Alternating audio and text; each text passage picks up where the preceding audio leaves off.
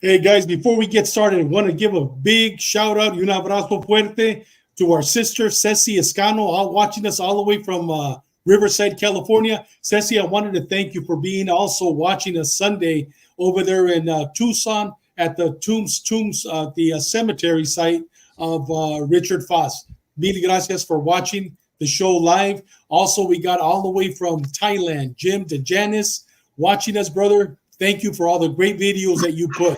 With that said, Benny, you know what? I put the wrong video up, but during the show, I'm going to download the one con la canción that you made, and I'll tell you, I can't wait to hear it. At the end of the show, we'll watch it. But guys, you know what? One last shout out because we want to get started. We got a great guest, Christopher Kilby, hey, brother, the legend, 1097 from Team 4. Ya me regañó el Benny because I always say Team 5. I'll remember Team 4. Hey, guys, let's get started. I know we don't have any shout-outs, but the reason why is because we really want to get started. We have a great young man that has a beautiful story. But, guys, it's not my place to tell you about him. It's your place, Benny. It's all yours, brother. You got to take it away. Take it away. Our guest for the next 2 weeks is going to be Margarito Flores, also known by most as Jay. Identical twins, Jay and Pete Flores, were once North America's biggest drug traffickers and El Chapo's right-hand men. They turned themselves to the U.S. government hoping for a better life. Jay will discuss his relationship with El Chapo and his experiences dealing with and meeting other high-profile Mexican capos. Jay's journey into the heart of drug trade came at an early age. As he progressed into the drug trade, he had direct dealings with the most notorious heads of the Sinaloa cartel, including the boss, Joaquin El Chapo Guzman, Ismael El Mayo Zambada. He's dealt with los Chapitos, los Mayitos. Jay learned the inner workings of the drug trade, specifically from the Sinaloa cartel, and his dad. Today's Jay's goal and mission is to train law enforcement officers and government officials on the inner workings of the drug organizations and undermine their drug trafficking networks. His knowledge provides policymakers with insights needed to address the challenges of the drug trade, not just in the United States, but worldwide. Jay, welcome to the show. Thank you for sharing your experience with us and our audience. Well, thank you for having me. Hello to everyone. Dave, thanks again for allowing me the privilege to be here. And I'm in a good mood. So could we start the show over again? I want to hear my song. You know what? Right now, as you guys are talking, I'm going to download it. Hey, Jay, but you know what? One of the things that Benny not forgot, but did not say is that you're a man of God. You're a man that loves the Lord. You're a Christian now, and you're a man that hears the voice of God. And we're going to hear stories of your past. But on the second episode, I definitely want you to talk about how God came into your life. And we're excited to hear that. And we're honored. And yes, while you guys are talking, I will download the song to make you happy. No, I'm kidding. But you're right. You know what? I overlooked a lot in the story, in my story particularly. And I think I'm a little bit responsible for that as well. And I explained that, to everyone I speak to is that God first, right? If it wasn't for, his salvation, I think I would never have been here, never have gotten to this point. I will say that it took me some time to actually realize that, but I see it today more than ever, and I recognize it. So yes, I'm excited to speak about that part of my life as well. Hey, Jay, before we hear Benny, one quick thing. We want to welcome Ruben Nava, chaplain for the Los Angeles Sheriff's Department. Brother, you're a legend, without a doubt. And we also got Gabe Morales. Yes. He's right here. Saludos, gentes. And Saludos. Jay, keep up the good work, guys. In my opinion, you're all jefes. Yeah. And the last one, Javier Enciso. Good show. The show is a hidden gem. Yes, it is. All right, Benny, it's all yours. I'm not going to bother you no more. Dispensa. Sean, David, if you get a chance during the middle of when we go into another question, just pop that video in there because I know Jay wants to listen to that song. It's funny. Awesome. The only reason why it's because it's been one of my favorites. But I was glad I was able to show it to like Benny, and then he liked it, and I'm not sure what your thoughts were of it, Dave. I'm not I sure. just bought it right before the show. I went Okay. on iTunes. I love the song. I just Mm. bought it. Yeah, so I was sharing my playlist with Benny. So yeah, Uh, but no worries. It was just me making a joke out of it. I'll work on it, Benny. All right, here we go. Let's go. We got So, 30 so questions. Jay, so Jay, on Ash Wednesday a few weeks ago, you talked about your upbringing, your family dynamics, and your father. We learned that your father introduced you and your brother at an early age to trafficking drugs. Today, we're going to discuss those notorious Mexican capos and you linking with some of the biggest players in Mexico. We will start with El Chapo, your boss. How did you meet Chapo? Who facilitated that meeting? And how did it all start? Mm, well, it's not your I guess Hollywood type of meeting, right? I actually met him because my brother was kidnapped under his orders, my twin brother. Um, and throughout the years of me trafficking, I had made great relationships with you know I guess higher lieutenants in the Sinaloa cartel. Um, that basically when my brother was kidnapped, that all I asked for the favor. They all put in a good word for me, and made arrangements for me to meet some high level people in the cartel. And one of the first prisoners that I've ever met actually was like Chapio Lomas. I met him, who's Chapo Isidro, who now runs like his own organization as part of the Beltran Labor organization. Um, and and through him, I ended up meeting Alfredo Beltran Leyva. But again, it was everyone else underneath them that actually vouched for us, or called and said, hey, you know what, these guys are good guys, and I think there's you should hear them out. But it was through my brother's kidnapping that I was, I guess, I don't know if you say fortunate enough or unfortunate enough to actually meet him for the first time. Wow. So Jay, how exactly did you meet him? I mean, how's the introduction? I mean, Mm. Well, you know what? I, I guess I have this thing where, for the most part, it's like fear is always a constant. I guess it's constant for all of us, right? We're always fearful of different things. I think naturally, in these weird situations, I feel like in those moments, I feel like my fear would kind of just go away. And I met him under these like weird circumstances where, first I met Chapio Lomas, who actually was the person who was in charge of holding my brother for ransom. They told me, like, basically to my face, and said, "Hey, I'm the one that has your brother tied up," and like it wasn't a big deal, And I remember trying to think of hearing those words. It's like you're looking at the person who's making it seem like he just told you you want a glass of water or something. It wasn't a big deal to them. Uh, and after some negotiations, they agreed that they would let me, take me up to the mountains to meet Chapo. And we got on a small Cessna in a farm right outside of Culiacan, and jumped on this small Cessna with a very young pilot, and I remember like thinking twice. Like I said, I wasn't fearful. I wasn't fearful of the organization, or the men there. I would think I was more fearful, like seeing the pilot, how young he was. I took a double take and I said, "Oh no, hold on! Like what's going on?"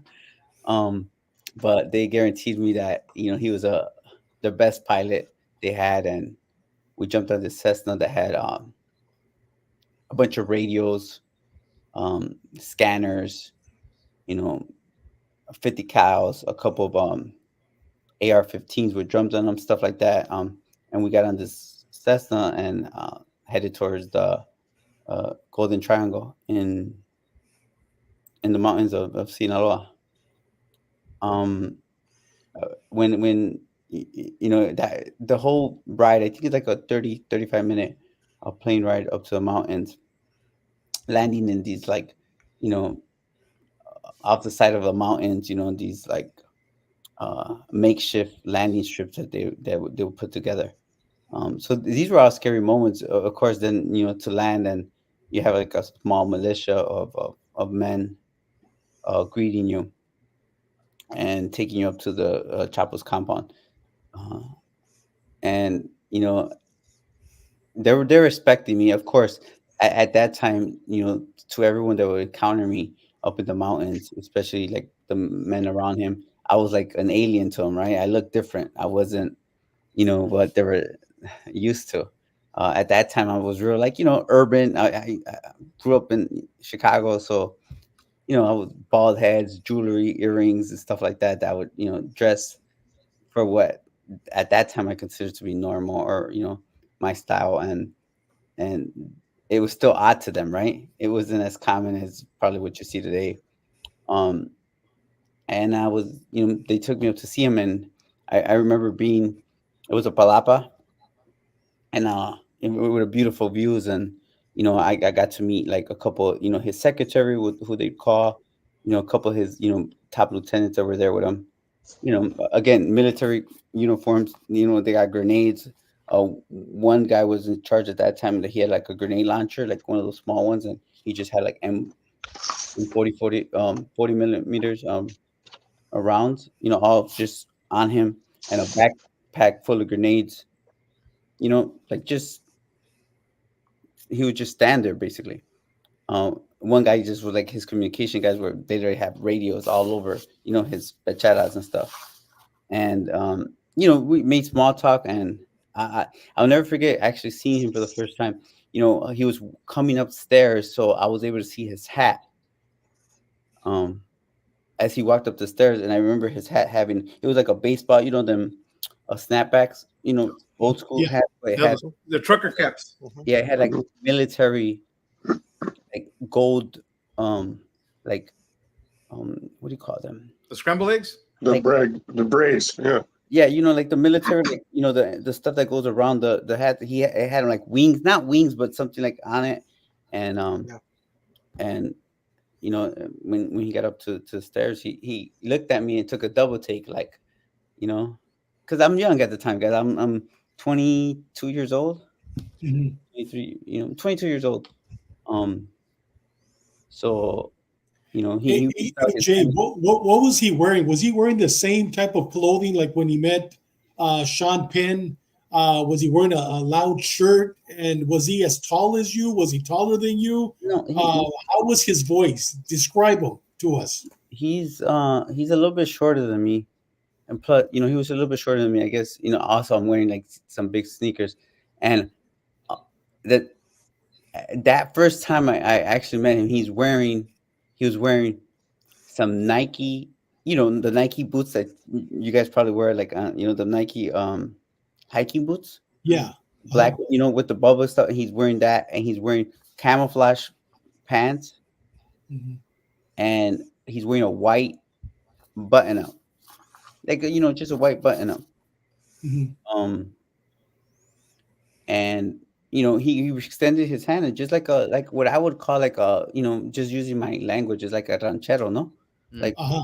like a regular, Mexican, like to me was like, uh uh central, Farmer. our kind of farmer, townsman, right?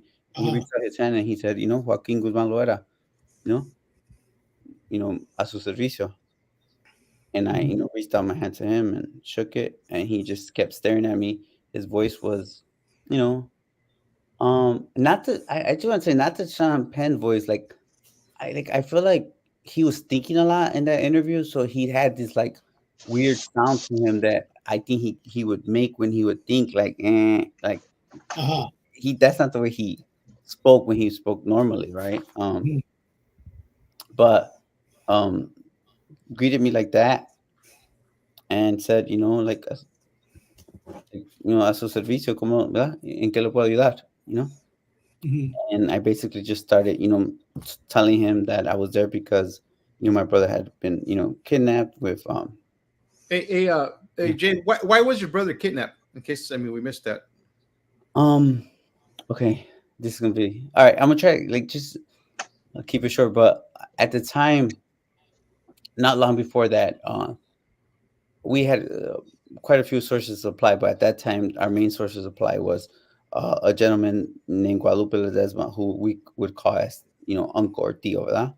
Mhm. And he was part of the uh, Carrillo Fuentes organization, specifically Amado Carrillo. He was Mhm. one of his right hand man, and um, through there he kept a relationship with Chapo, and they were the source of supply. So um, prior, maybe the year before, we had big drug seizures in Chicago.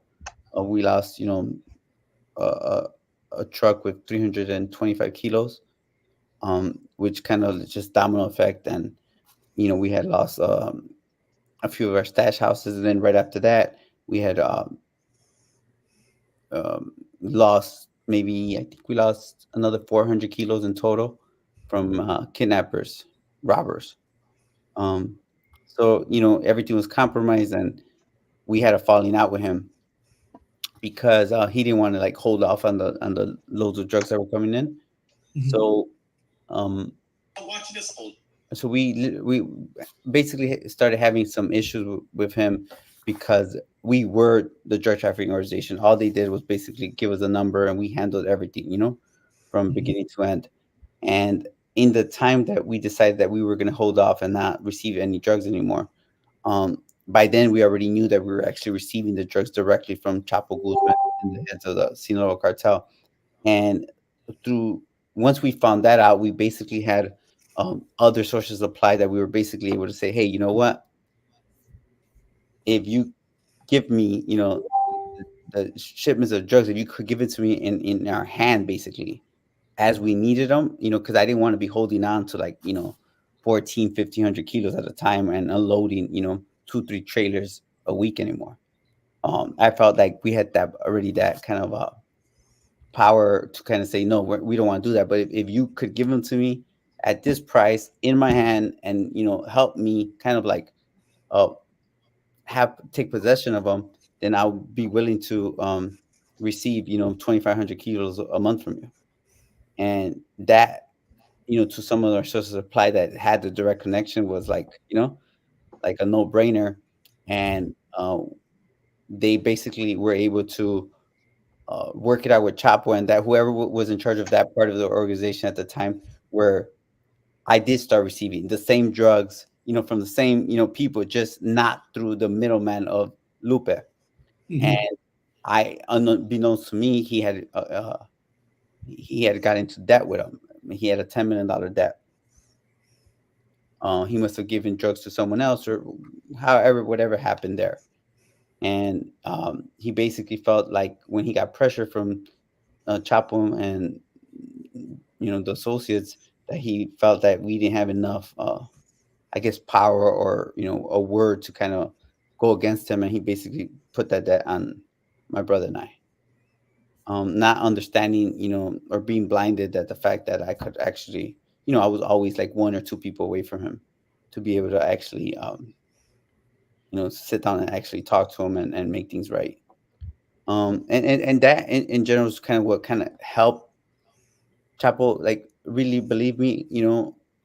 I did have my ledgers. I did, you know, we talked about some of the people I knew, some of the people he knew, and how long we've been doing this. I had my ledgers where I was able to explain, like, look, these are all the loads I receive, on a weekly basis. These are the payments, and he was amazed for sure. But he's not that easy, to convince. He was always like, I guess, he was used to the BS, right?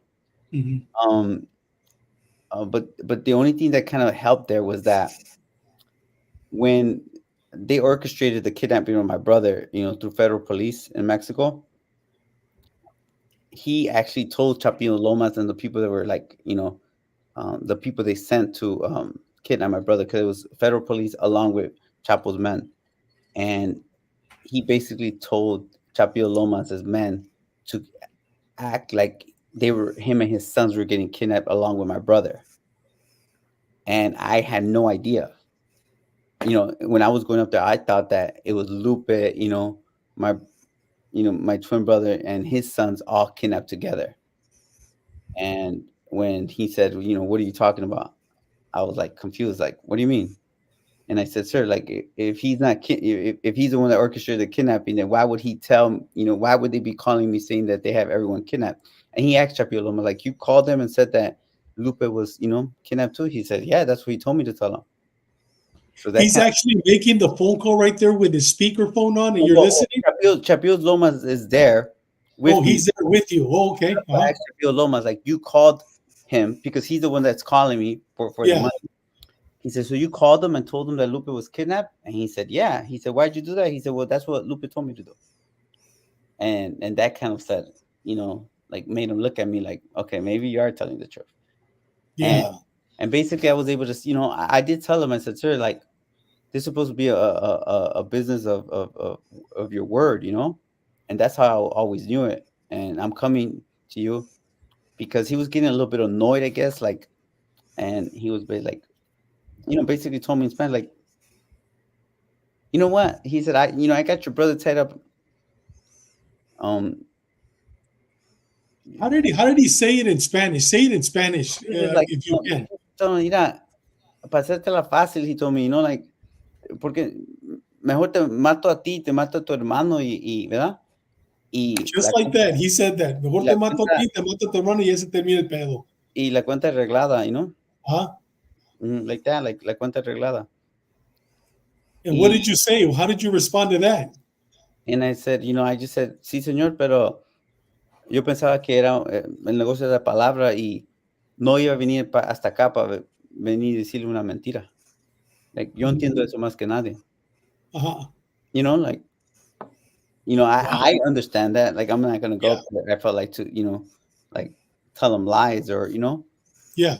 And he looked at me like, I feel like that made sense to him, Yeah. And the next question after that, I'll never forget. He said, ¿Y de dónde eres? Where are you from? Where are you from? Yeah, like where exactly am I from? Like, I know what he meant was from, what part of Mexico. Uh-huh. And basically that conversation kind of started saying, and what does your family do there? Like, he wanted to know like what type of business they were doing. And I'll never forget that he said, ¿Y a qué se dedican, verdad? ¿A qué se dedican tus papás? What do they work on? And what do they work with? Uh-huh. I said, a vender kilos. Selling kilos. Yeah, like that. And he laughed. That was funny to him, but because I said that's what we do. Like, we live up. I think he expected we're ganaderos, rancheros, whatever, Yeah. And I said, and he laughed. He said, and then that's when he kind of just started, asking me just questions. And he said, and your brother? I'm like, he's my identical twin brother. So he looks just like you.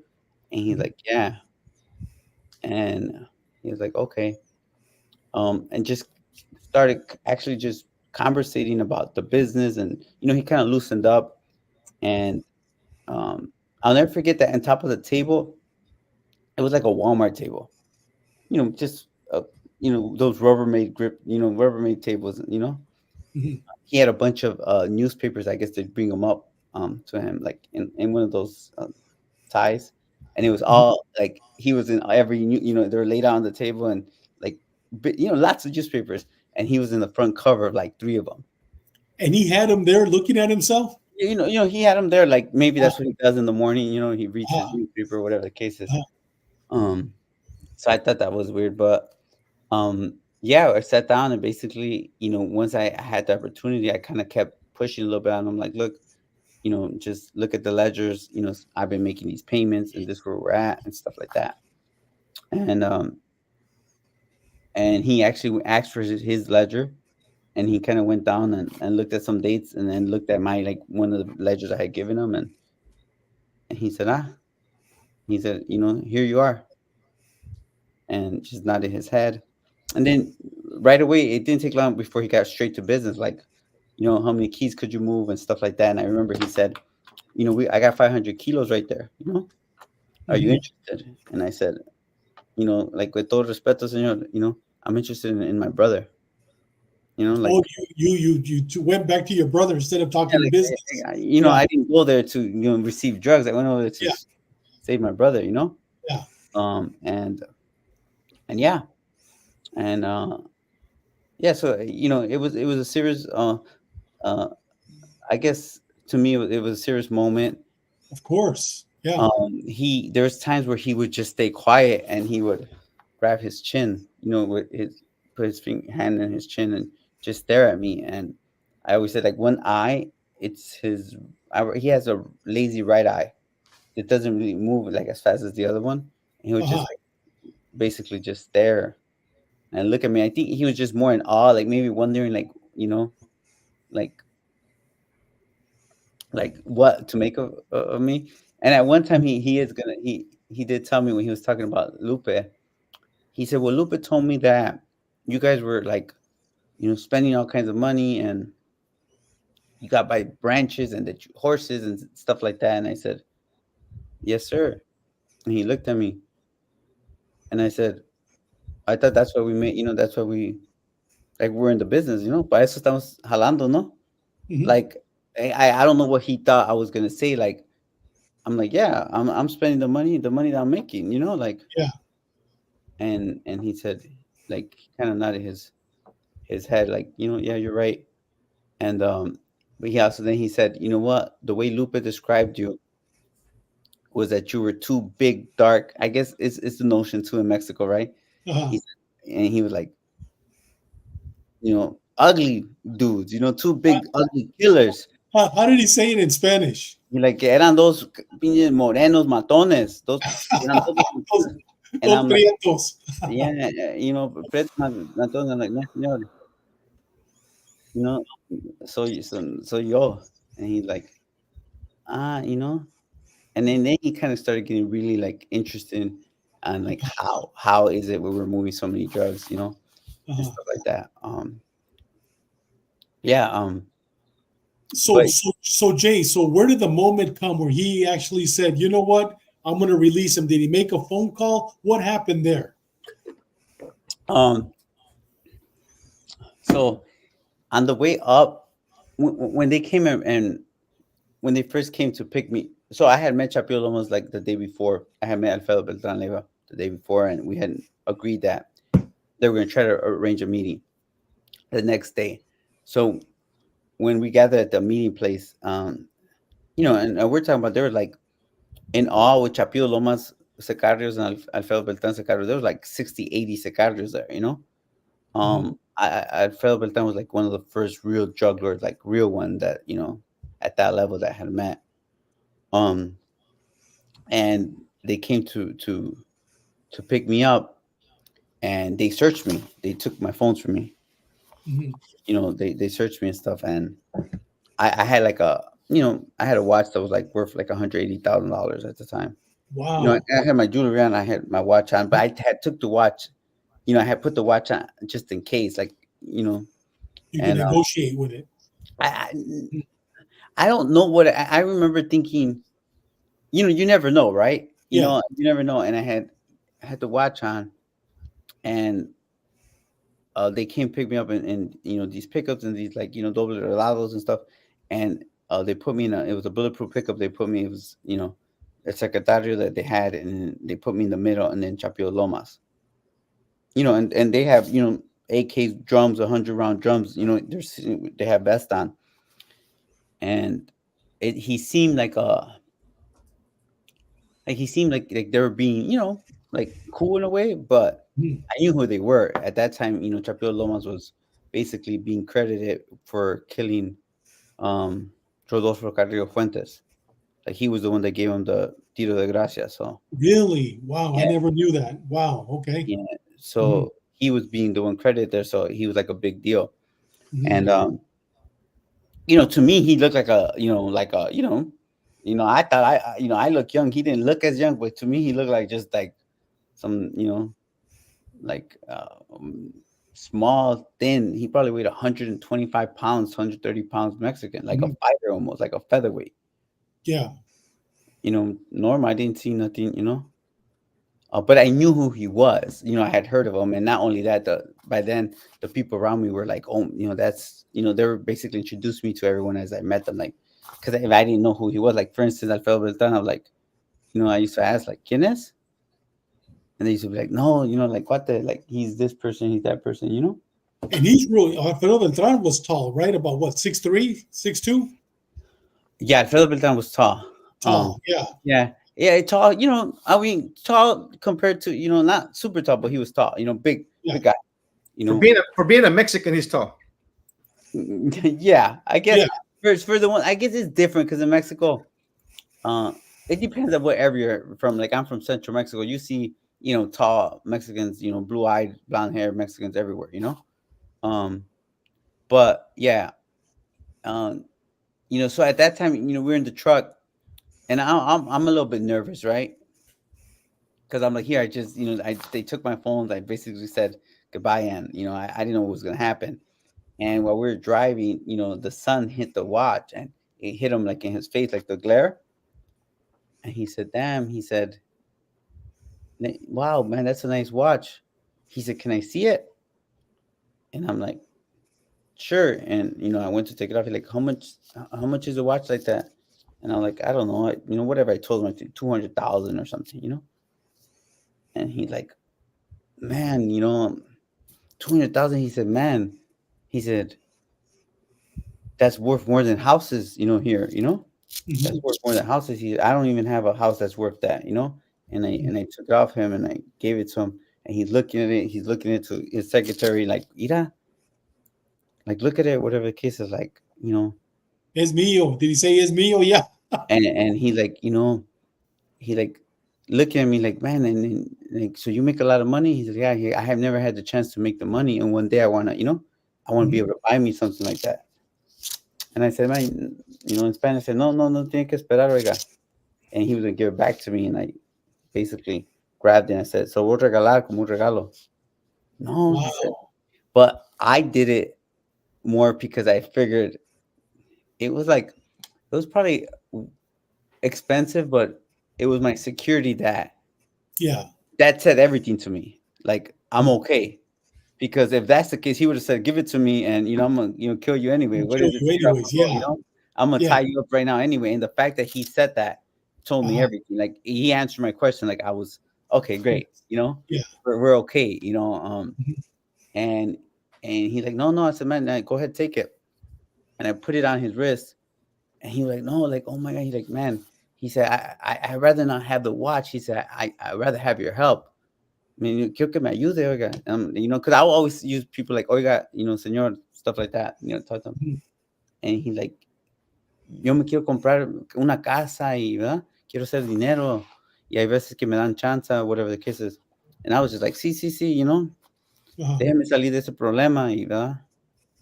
And, you know, I just promised him that I was going to help him. And he just kept looking at it. So when we were up with Chapo looked and saw his wrist. And saw the watch. And he said, oye, tú, Chapio, a ver, yes, you know, he told him like, a ver, ¿y ese reloj qué? He said, oh, no, oiga, no, me lo regaló el cuate, you know? He looked at me. He said, ¿se lo regalaste? Ese reloj se mira caro, a verlo, a ver, you know? And like, he said, ¿por qué? Like real. And I'm like, porque por hacerme el favor. ¿Hacerte cuál favor? He was pissed, huh? Yeah, he said, ¿pero hacerte cuál favor? Y ya, pues, no, pues, oiga, pues me trajo, ¿verdad? A verlo, X cosa. And he was like, no. No, aquí no, esos favores no se cobran. Wow. And then he said, ¿te lo quitó? Dime, te lo quitó in front of him. And he was like, no, señor, para nada, yo se lo regalé. And he's like, no. Hey, Jay, I'm gonna translate real quick. What he said was, right here, the favors are not, no se cobran, are not. That's not how you pay back favors here. Yeah, that's not how you pay back favors here. We don't charge. That's what it is. We don't charge for our favors. And then he says, did he take it away from you? No, he gave it to me. So Chapo's upset. So then what happened? So it's very interesting. Yeah, and Chapo is looking at me. He's looking at me, and I'm like I said, no, señor. He said, ¿Cuánto cuesta el reloj? You know, está caro, ¿no? Again, how much it's worth? Chapo asked me, and he said, you know, and I said, you know, it's worth like 180, 200, you know. And he's like, no, pues por eso estás en deuda. Estás regalando dinero así, you know. He tells me. That's why you're in debt. Yeah. You're giving away your watches. So that means that Chapo was a tacaño then, huh? And I, at that time, I felt like I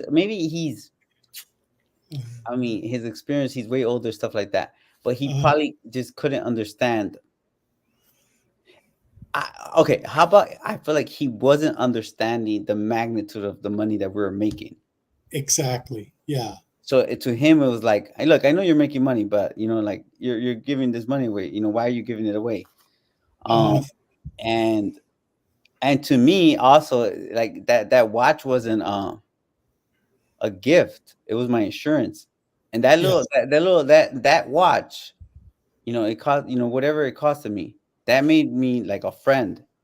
Yes. Like it made me a friend for a long time. And to have that type of friends in those type of environments, it was like priceless, right? As a matter of fact, I heard a story later on, through someone in the prison system that said that they were locked up with Chapio Lomas, and that he would tell everybody that he still had that watch, and that how I gave it to him, and Really? stuff like Wow. that. Yeah. So yeah.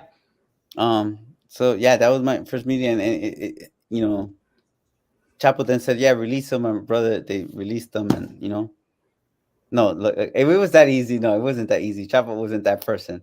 He basically said, "No, pay me my money, and then we'll release your brother."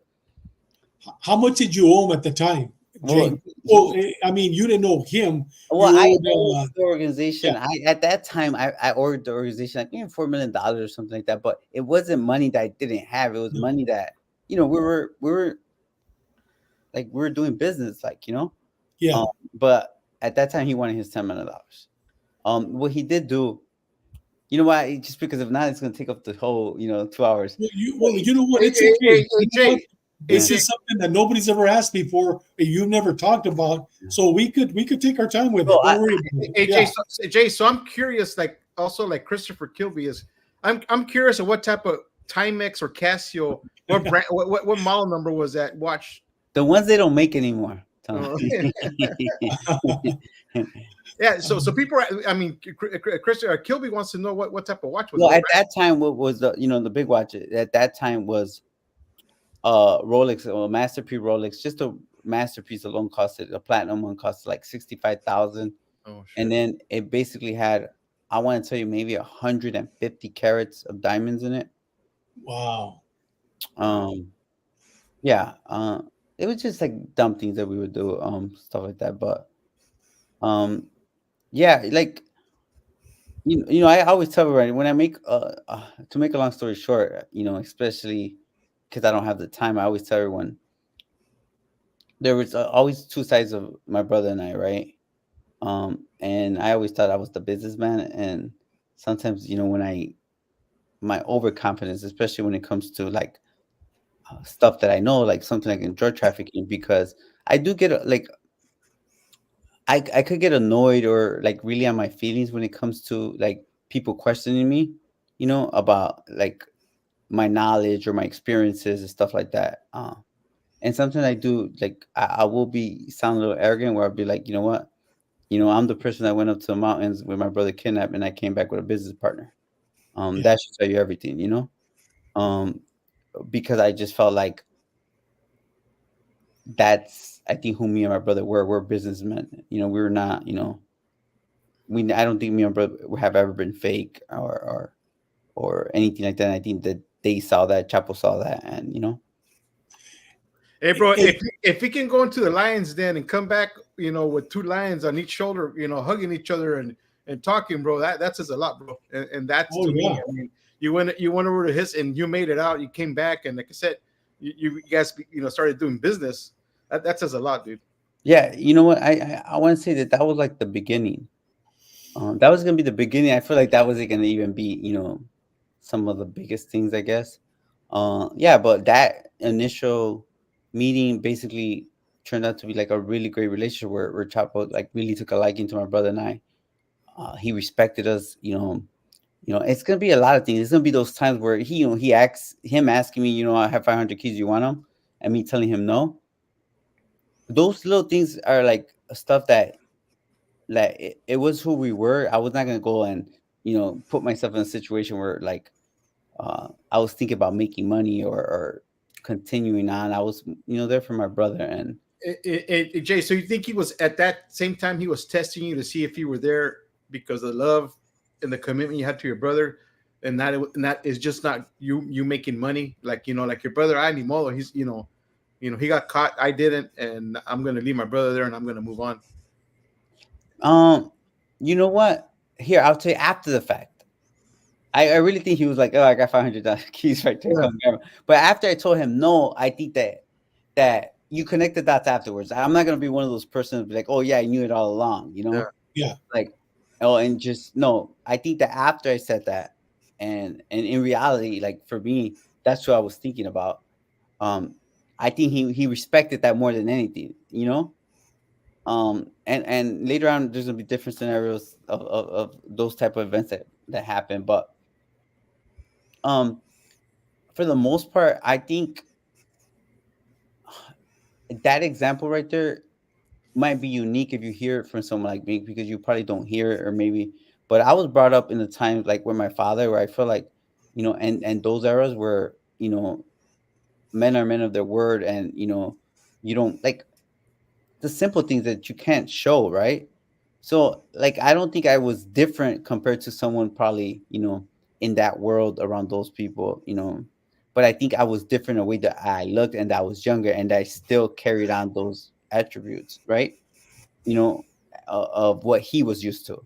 So I think everything kind of helped, because I don't believe that he was like, when we talked and the friendship that we carried later on, it was never like, oh, eres un gabacho, or it is that's morro. Yeah, un pocho, or or estás joven, or estás morro. Like it was never that, It was more like like anyone else he would speak to. Does that make sense? Yeah, hey, Jay. So I think you probably threw him off when you did that, because it's the generations past were men of their word. A lot of $1 million businesses in the legit world were done with just a handshake, where two owners of two companies go meet with each other, shake of the hand, you do this, okay, boom, shook on it, and that was business. Nowadays you don't see that. Oh yeah, you don't. It's rarely, very rare. I want to say something. When it comes to legitimate business, because I've been involved in some legitimate business, even before, like I don't know if that exists. It ever existed where you could shake someone's hand and think that exactly. It was good. Yeah, in Mexico, yeah. I do believe, like at that time, I'm not sure now, like what you had was your word, and it worked for both ways, for good and for bad. I have a couple stories later on some other time. I'll get into where it kind of worked for my benefit. But again, just to emphasize, yes, when it's easy, but these are men that break that word whenever they want, as well. So let's not like, it seems like that right now, and I'm speaking like it's supposed to be this like, oh my God, a man's man. Nah, they break that word whenever they want. They wake up and decide that that handshake wasn't nothing, and they'll break it. And again, let's also just focus and put some highlight that one of the big wars that broke out was because Chapo felt disrespected, that Vicente Carrillo didn't, or Rodolfo Carrillo didn't shake his hand, So imagine that, I guess it works both ways. And Jay, we're talking about killers here. I mean, we're talking about one word, and he'll kill 30 people at one time. All those guys that were around you, all these assassins, they owe 2 or 3, 30, 40 lives, And you're literally, when Chalo was saying you were in the lion's den, dude, literally you're in the lions, you're in the devil's backyard with these guys. We work prisons, dude, these guys, they're at a different level, man. I mean, these guys are killers, Just to what? Just because we're talking about it, not to glorify it, but just to make it clear. Yeah. We're talking about these individuals. Let's talk about these 3 individuals, for the people in there. They don't have dozens of bodies. They have hundreds of them. Yes. They're like in a different, very different category. To them, life, is cheaper than cheap, right? It's nothing, taking a life. So yeah, you just adding to that. So um Hey, Jay, could I ask you a question? Going a little spiritual, question. You're in the midst, literally, the devil's backyard. Can you feel that presence there? Or are you just so focused that you want your brother back? But can you literally feel, I mean, your death is there. You know what I mean? It's all everywhere. But I mean, in a situation like that, how did you feel? I mean, I know that your fear was overcome with your mission to get your brother released, but how was your overall feeling looking at all these individuals, reading their body language? um all right, so like I'm gonna speak in present time, like going back Yeah, there. That was my life. yeah, When I was there, I feel like my whole life I had been put in these like weird circumstances, like these dangerous circumstances. I was kind of already kind of like used to it. yeah. But so a part of me, was in awe, right? Like basically these are the people I idolize, right? These are Mhm. the people you want to meet, and here I am. You say, like, you want to meet, like you have dreams, or you want to be like some of these people when you're in that in drug trafficking, or and then there you are, right? So like be careful what you wish for, because now here we are talking about my brother being kidnapped.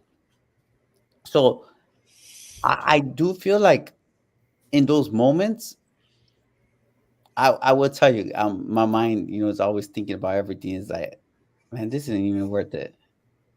My brother's not here. This is not even worth it. Uh-huh. Because now it's like you think, for the most part, when I was in the States, and even prior to my brother getting kidnapped, I thought that I was like I was the trafficker, right? The trafficking, that was who we were.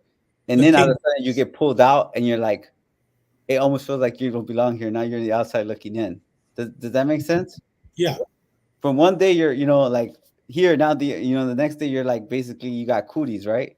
Mhm. And that's how I felt. Um, so I still remember being there, like even looking around, because at times he would take phone calls, or answer radios, or whatever the case is, and just like thinking, like, man, what am I doing here? Like this can't be my life. Mhm. So Jay, in that moment, the first, I guess, meeting, how long was it? How long were you there with him before he made the decision to release your brother? How long was it? Hours, days? 22 days. You were there for 22 days I before your wasn't there. brother was released. My brother was kidnapped for 22 days. But that initial meeting with Chapo, how long did Um, that last? no, 6 hours, six, And 7 hours. it was after the 6 hours that he made the decision, your brother was released. No, he was released. That was probably on the fifth day. So, 17, 14, whatever. Oh, 12 days later, 13 days later. Wow. Were you expecting for him, once he made the decision, to be released 14 days later? Or were you expecting your brother all of a sudden to fly in a helicopter because it was his word? Why did it take 14 days? No, he didn't release him. He didn't say, I'm going to release your brother. Oh, he never did. Okay. No, he didn't say that. He said, take care of the debt. At that time, Oh, he okay. had just lost his brother, and, Mhm. um, he had just lost his brother, and he told me, uh, I just lost my brother, and no amount of money would be worth you losing yours, because I'd give it all just to have my brother back. Mhm. And in my mind, I'm like, but you're taking something that's not old, or whatever I thought, but it wasn't easy. So basically, this is the part I'm gonna say, and then we're gonna have to leave it for next time, because then we're going to Okay. the other. All right. It Yes. wasn't Okay. easy. Yes. Basically, he ordered us to go have a meeting with Lupe, Mhm. who had orchestrated the kidnapping, with Chapio Lomas, he instructed, you know what, he did instruct Chapio Lomas to go. And as soon as he seen Chapio Lomas be happy, he said, you know what, no. He said, I need you here. And he said, I'm gonna send you with the secretary, send them with a couple other guys. And he instructed us to go record Lupe. So sit down, have a meeting. He wanted me to record him at the meeting and to basically record Lupe, your conversation with Lupe. Yeah. So that's what we did. And I went with a few of the men that he sent me with, a few other guys, and I brought a recorder at Radio Shack. They arranged for us to have a meeting and sit down. That didn't, I got beat up a little bit in the meeting. And that's where I kind of knew like it was shifting because they didn't want no one to mistreat me or anything like that. And Lupe didn't take kindly to, me showing up with Chapo's men. And we recorded him. Did Lupe know he was being recorded? No, absolutely not. Okay. As a matter of fact, I had a recorder in my pocket and they searched me. Mm-hmm. There was judiciales there at the time, but he had his, rifle on one end and he kind of just, kind of patted me, didn't really pay attention. They were just he was looking for weapons. So, and I recorded him, we had like a 2-hour meeting and then we went back. I went back to see Chapo to the mountains and took him to recording. What did he want from the recording? What was he looking for? Just to clarify, like he wanted to make sure that what he was thinking or what we were saying was true, right? So he wanted just clarification and to be sure. And I still remember by chance, like it was a record from Radio Shack. Like I didn't like really know how to use it, and I remember putting it on the table. And by chance, when I had been playing with it, and I didn't plan it. It's gonna sound like I planned it, but when I pressed play, it was like one of those really good moments where I was like, we were arguing, and I was saying, if I owed you this money, then why did you keep, like sending me dope, right? Like, why'd you keep sending me? And it was one of those conversations. I remember that he was saying that I had him like tied up, like basically that he couldn't. He was telling everyone that because of who we were in Chicago, and once he was over there, that basically we had him hemmed up, and that he couldn't negotiate, he couldn't, do anything with the shipment of drugs or stuff like that. And I said, why didn't you just make a phone call and tell him stop sending the drug? Like that doesn't even make any sense. And it was like in one of those conversations, and I remember Chapo just like grabbing his chin. He'll grab his chin, just nod, and then at that time I remember him saying, "Y Lupe, and ¿en qué chingados te metiste?" He said that? Wow. In other words, Lupe, what the F did you get yourself into? What the fuck did you get yourself into? That's what those of you who don't understand Spanish, he was saying that as he's listening to it. Wow. Yes. Yeah. So Jay, going forward a little bit, what happened to Lupe? And I'm going to say why I'm asking this question. What happened to Lupe? Is he still alive? Did he get arrested? Or is he 6 feet under pushing daisies? No. Yeah, that was one thing Chapo was not going to forgive. So not long after that, there's a lot of things happened in between that, but eventually he was murdered. Mm-hmm. Before your brother was released or after your brother was released? After he was released. Jay, we're at 54 minutes, 35 seconds. And I know we're not going to go past 1 hour because you're coming back next week. And I want to have this relationship. And I know Benny has established it. You and I have established it. It doesn't have to be 2 weeks. You could come back. We'll be touching. We have 30 questions here. Benny wrote down 30 questions. And Benny, you're an outstanding producer. But we want to just do 1 hour. But before we leave, I know you're coming back next week. We'll continue with the questions. I want to play this song, but I want you to listen to it. I want to play it with you on, okay? Here we go. This is a song that Benny put together for you, and you gave him the song. And I know you want to listen to it. Hey, David, one of the things that Jay was telling me, that if you pissed off Chapo, he would bark the order, and he would use one specific word, fusilalo. No, he would fusilalo, or he would be like ejecútalo. Fusilalo. Execute them or fusilalo. What's fusilalo? That's fire squad. Execution by fire squad. Yeah, fire squad. Fire squad. Those were the two favorite words. Execution. Yeah, I felt like I heard those two. I felt like I heard. Well, it's because it was for different reasons, right? But I feel like I heard those two sentences like more often than probably should have, right? Fusílalo, execútalo. Yeah. Wow. Okay, here we go. Here's your favorite song, and my favorite song now after I heard it after this on your video. Here we go.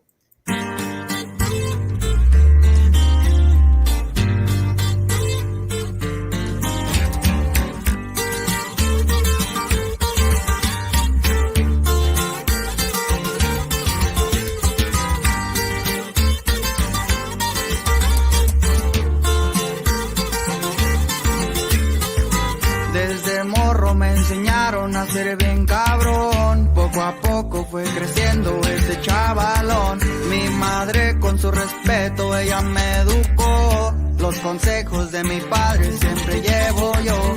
Él fue quien me ha enseñado a ser verdadero. Y dijo, pórtate mal con quien son culero. Y desde ese momento mi vida cambió.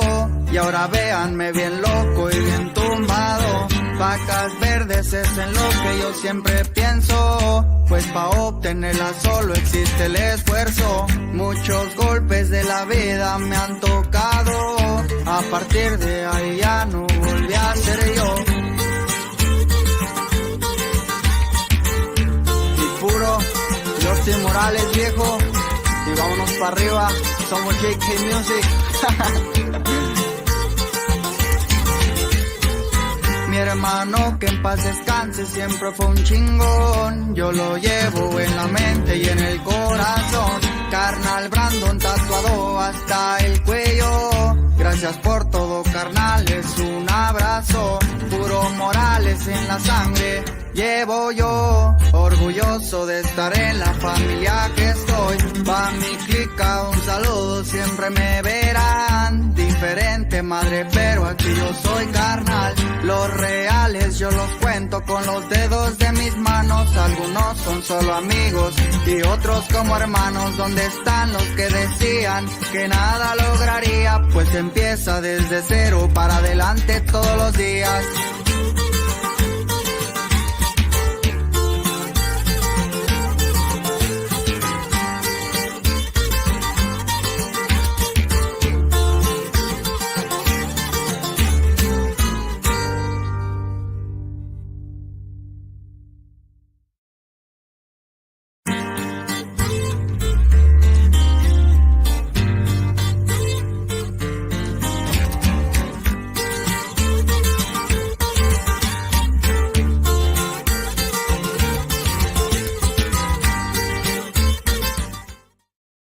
Es todo, man. Hey, what a song, man. Benny, we're gonna start putting you out there to give you some business, bro. Man, Benny, I always say it. You outdid yourself, and you really did with this one, man. I think Benny's ready to do quinceañeras and bodas, bro. Yeah, great work, Benny. Gracias. Before I didn't realize it was an hour show. To be honest with you, yeah. I'm sure Benny probably told me this, and I said 30 questions. I said let's try to get to 5. Yeah. So I got to one, brother, to one.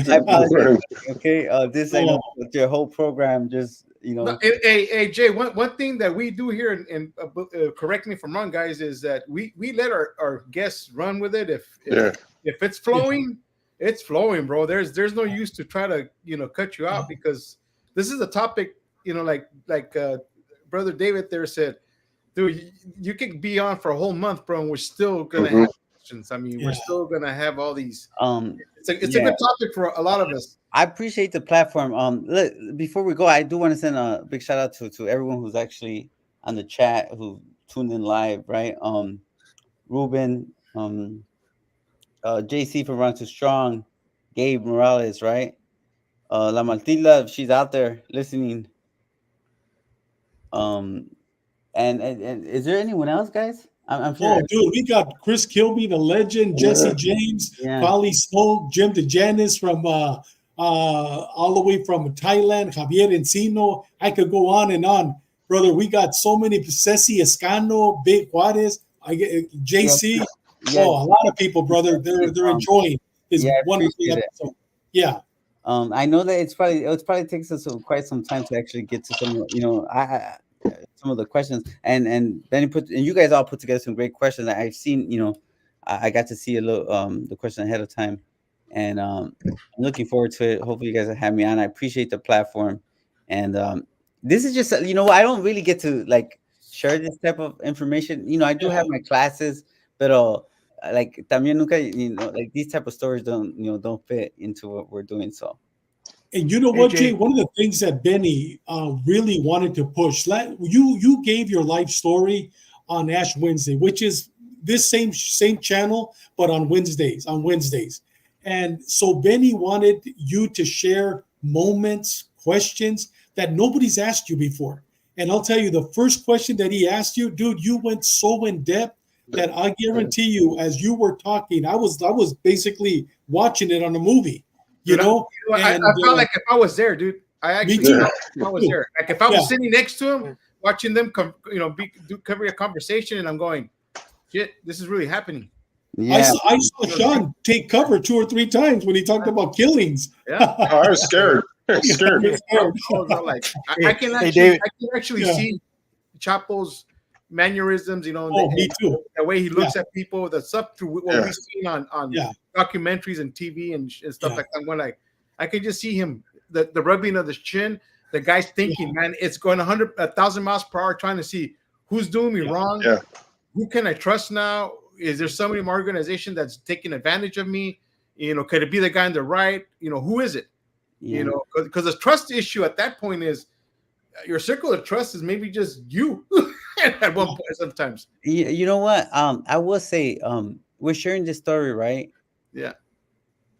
So obviously, like, we hear all these stories about Chapo, right?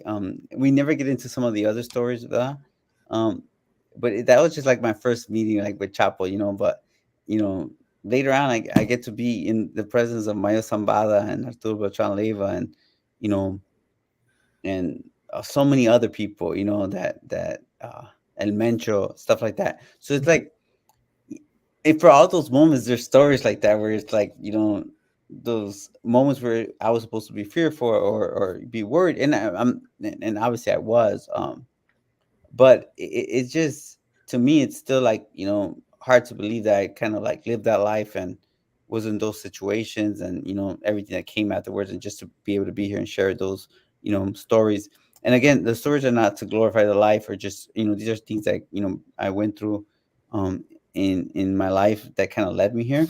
But I think it kind of helps to, I guess, for, people to know why I feel like I could actually, or law enforcement officers, why I feel like I have a lot to give, right?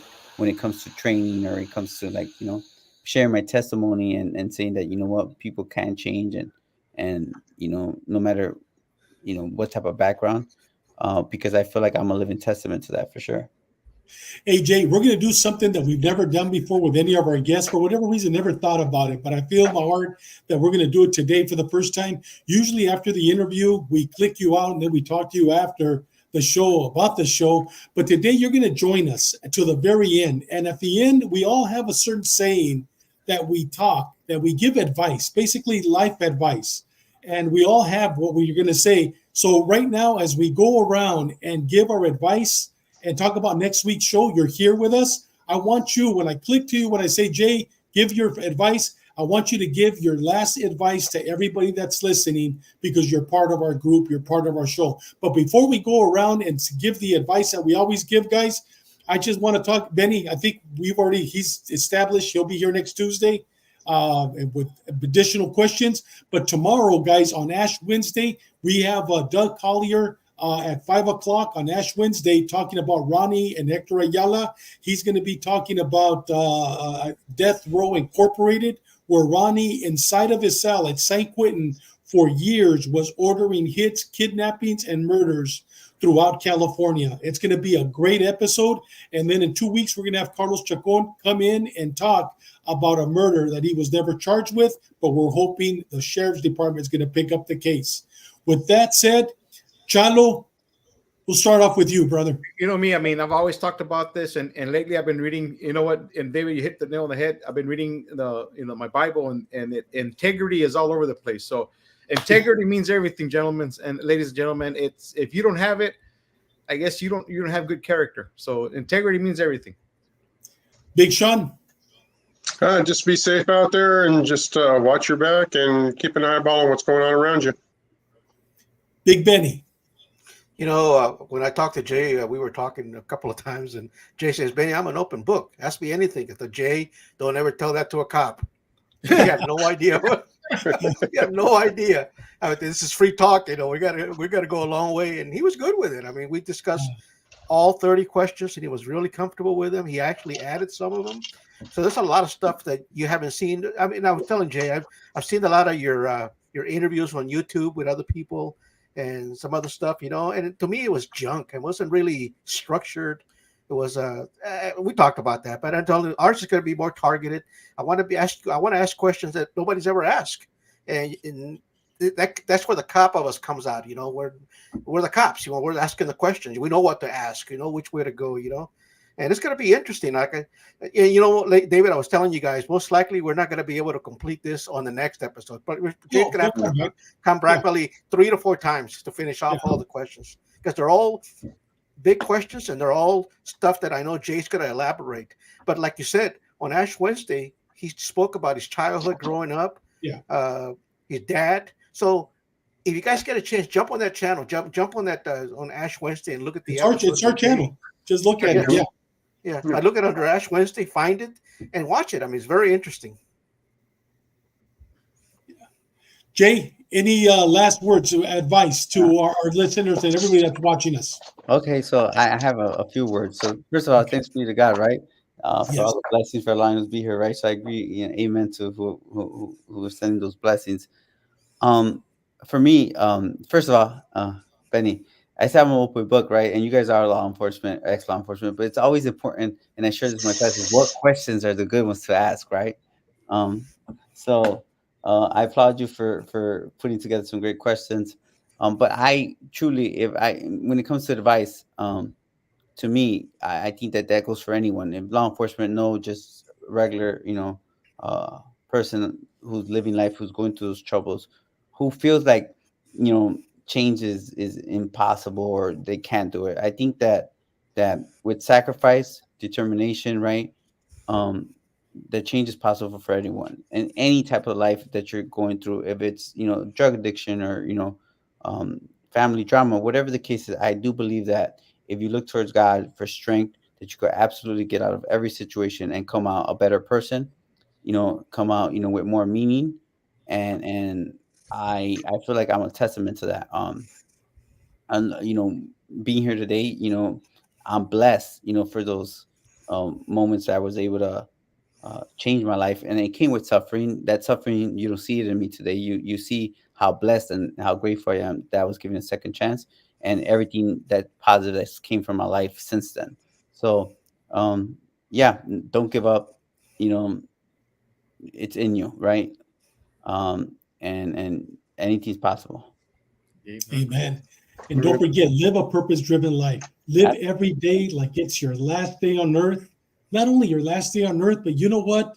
Volunteer. If you don't need a uniform, you don't need a badge to make a difference in this world. You can make a difference by watching our show. I was glad right now when I saw VJ Juarez saying that this show inspires him to get through the week.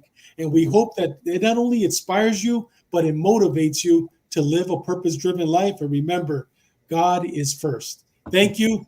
God bless you. And Jay, we'll see you next week. Okay, thank you. Go ahead. Chalo, gracias. Sean, thank you so much. I really appreciate it. Okay? Thank you, Jay. Appreciate you, brother. We're going to end the show with your favorite song. And we'll see you next week, brother. Hey, bendiciones, brother. Bendiciones. Be safe.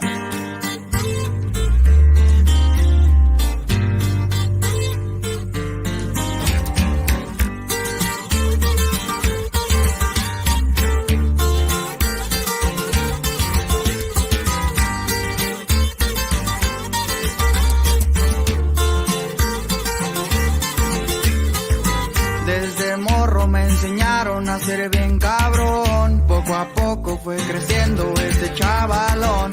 Mi madre con su respeto, ella me educó. Los consejos de mi padre siempre llevo yo. Él fue quien me ha enseñado a ser verdadero.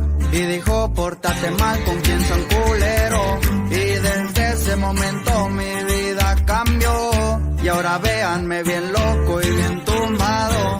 Vacas verdes es en lo que yo siempre pienso. Pues pa' obtenerla solo existe el esfuerzo. Muchos golpes de la vida me han tocado. A partir de ahí ya no volví a ser yo.